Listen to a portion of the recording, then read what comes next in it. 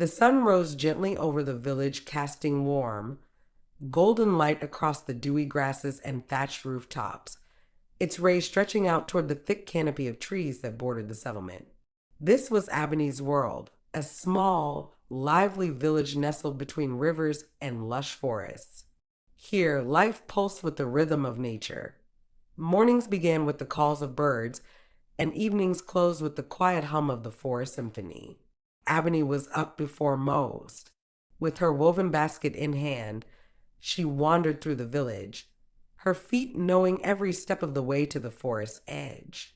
Her dark hair fell in loose curls around her shoulders, framing her face, which held a gentle beauty and a hint of untamed curiosity in her wide, bright eyes. She was known across the village as the Forest Daughter, a name that both amused and worried her parents. To Abeni, it felt fitting. The forest had always called to her, its presence a constant companion, whispering secrets in the rustle of leaves and the calls of hidden creatures. She breathed deeply as she entered the shaded woods, feeling the cool air fill her lungs. The forest floor was soft beneath her feet, carpeted with fallen leaves and the delicate white flowers she loved. She knelt, reaching out to touch one, speaking to it as she often did, feeling a strange connection, as if the world around her was listening. "You're beautiful," she whispered, admiring the bloom. "It's good to see you today." Though she knew the plants couldn't hear her, she spoke to them anyway, finding comfort in their quiet company.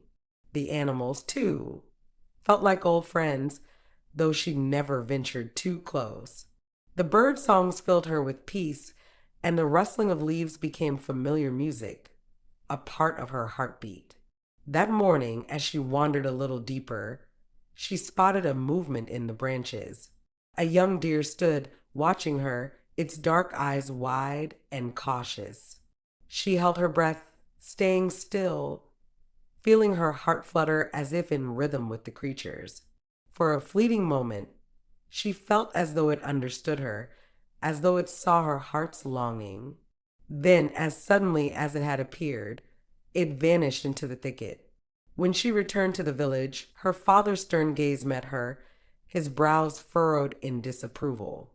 "Abeni," he called, his voice low and steady. "You waste your time in that forest.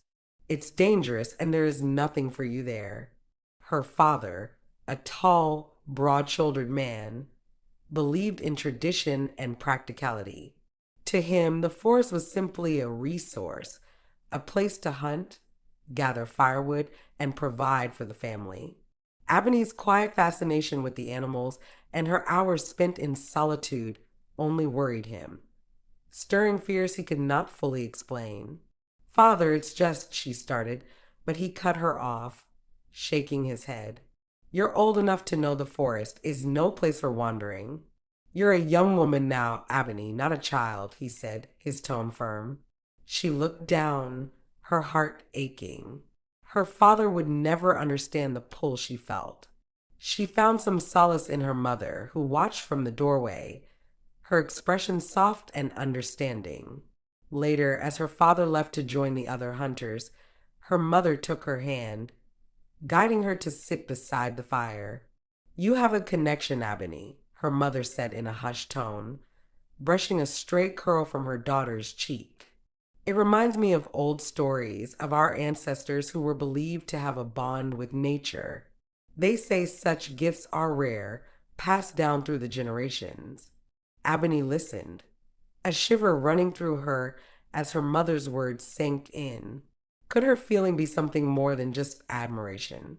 She hadn't dared think it, but hearing her mother say it felt like something was awakening inside her, an ancient memory stirring. That afternoon, while wandering near the edge of the forest, Abeni heard a small, pitiful sound.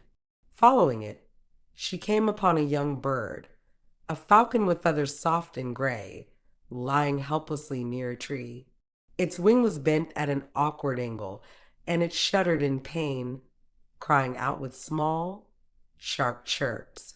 Abeni's heart ached as she knelt beside it, murmuring soft words of comfort. It's okay, little one, she whispered, reaching out her hand. I'm here now. As she spoke, something strange happened. Abeni felt the bird's fear, as if it seeped into her heart and wrapped around her. She felt its pulse quicken, its panic and pain as though they were her own. And yet, she didn't flinch. Instead, she continued speaking to it, her voice low and soothing. I know you're scared. I know it hurts, she said, her words gentle. But I'm here to help you. The bird looked at her, and for a brief moment, she saw understanding in its dark, beady eyes. She carefully scooped it up, cradling it against her chest, feeling its warmth and heartbeat. Gently, she took it to a safe place near the roots of a nearby tree, where it could rest without being exposed to predators. The feeling lingered long after she left the forest. It had been so real, as though she'd felt the bird's thoughts, its pain, its need for comfort.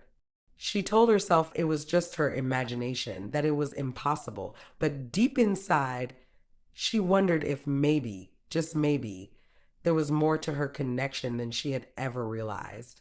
That night, as she lay in bed, trying to forget the odd feeling, she heard a low, mournful howl echoing from the depths of the forest. The sound was haunting, filled with an almost human sorrow. She sat up, her heart racing. Something in that howl called to her, a pull stronger than anything she'd felt before.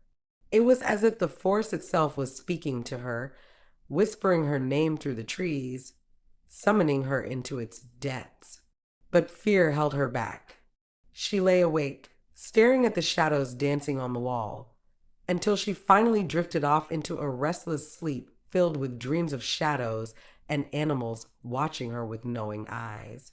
In the morning, she awoke with the feeling that something had changed, as if the howl had unlocked a door she hadn't known existed. And as she looked toward the forest, she knew she had to find out what lay beyond it.